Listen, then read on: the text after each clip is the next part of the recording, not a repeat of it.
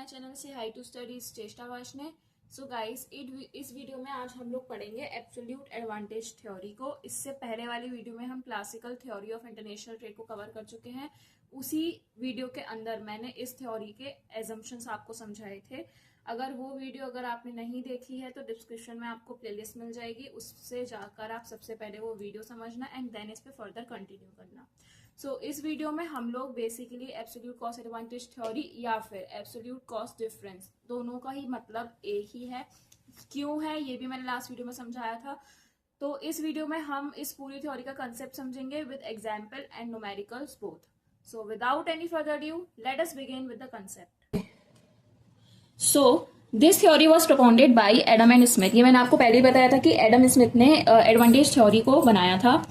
He says that main basis of international trade is the difference in absolute cost. उनका ये basically कहना था कि जो भी डिफरेंस आता है इंटरनेशनल ट्रेड में बिटवीन द डिफरेंट कंट्रीज, उसका एक पर्टिकुलर रीजन सिर्फ एब्सोल्यूट कॉस्ट है। कि मतलब जो भी प्रोडक्ट वो प्रोड्यूस कर रहे हैं उसकी रियल कॉस्ट का जो भी डिफरेंस रहेगा विद इन द कंट्रीज, वही उसका मेन रीजन है कि क्यों इंटरनेशनल ट्रेड अलग अलग कंट्री के लिए चेंज में आता है।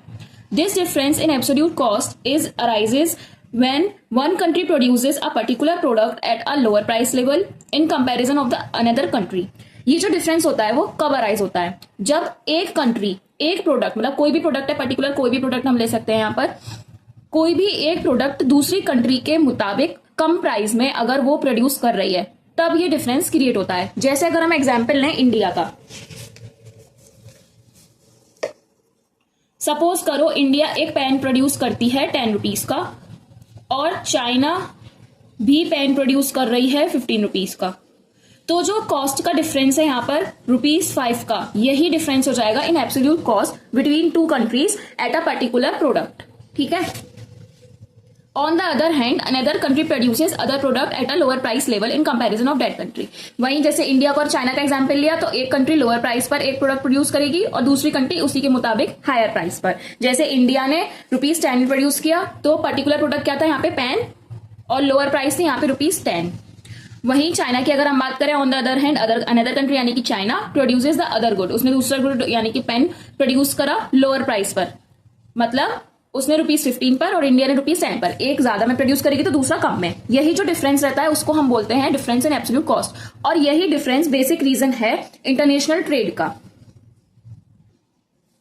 सो इन दिस सिचुएशन, अब इस सिचुएशन में both the countries exports and imports their produced goods to each other for their own consumption and profit. अब इस सिचुएशन में क्या होता है कि दोनों ही कंट्री, चाहे वो इंडिया हो या चाइना हो, दोनों ही अपने प्रोड्यूस गुड्स, अब जो भी गुड उन्होंने प्रोड्यूस करे हैं, एक दूसरे को एक्सपोर्ट इंपोर्ट करते हैं अपने खुद के कंजप्शन के लिए भी और अपने प्रॉफिट के लिए भी। अब यहाँ पर दोनों के जो गुड्स हैं वो सेम नहीं होंगे।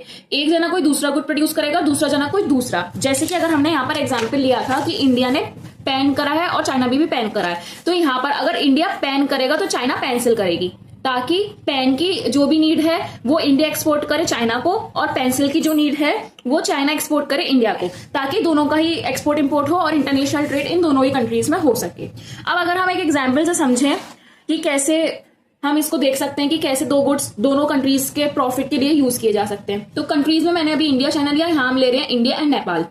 ठीक है।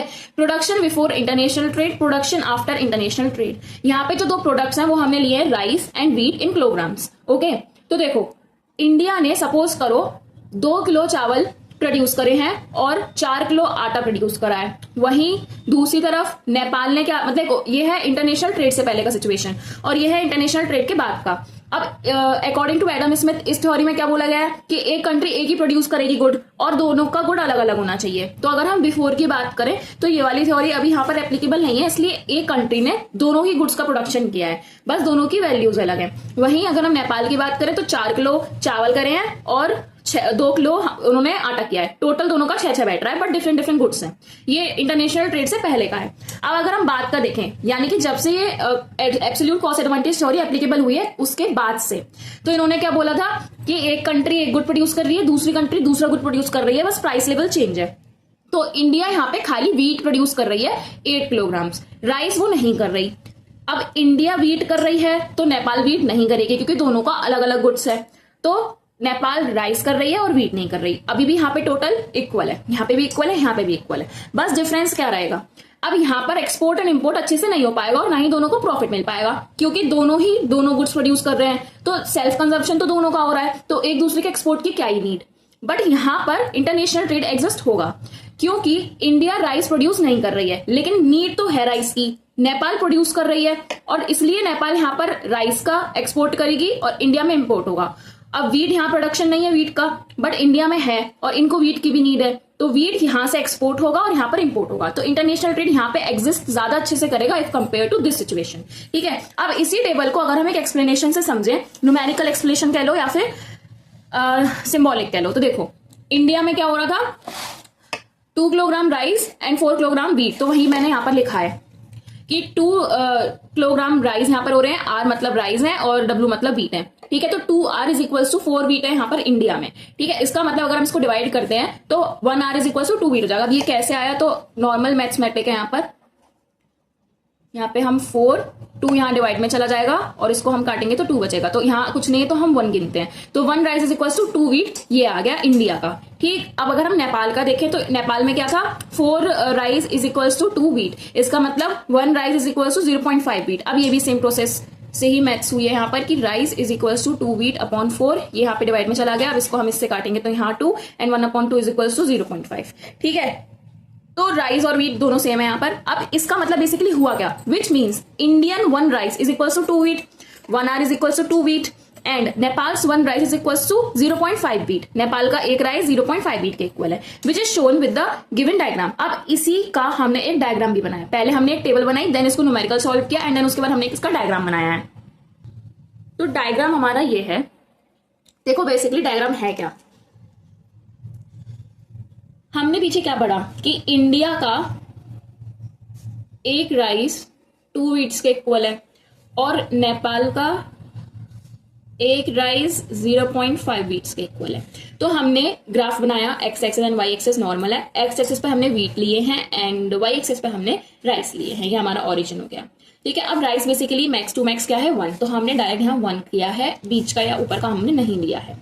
ठीक, लेकिन वीट्स की अगर हम बात करें, मिनिमम 0.5 है एंड मैक्सिमम 2। ओके, तो हमने उसी हिसाब से यहाँ टेबल बना ली है। 0.5 से आप डायरेक्ट शुरू कर सकते हो, बट ज्यादा अच्छे से ग्राफ बने इसलिए मैंने 0.25 भी यहाँ पे ले लिया है।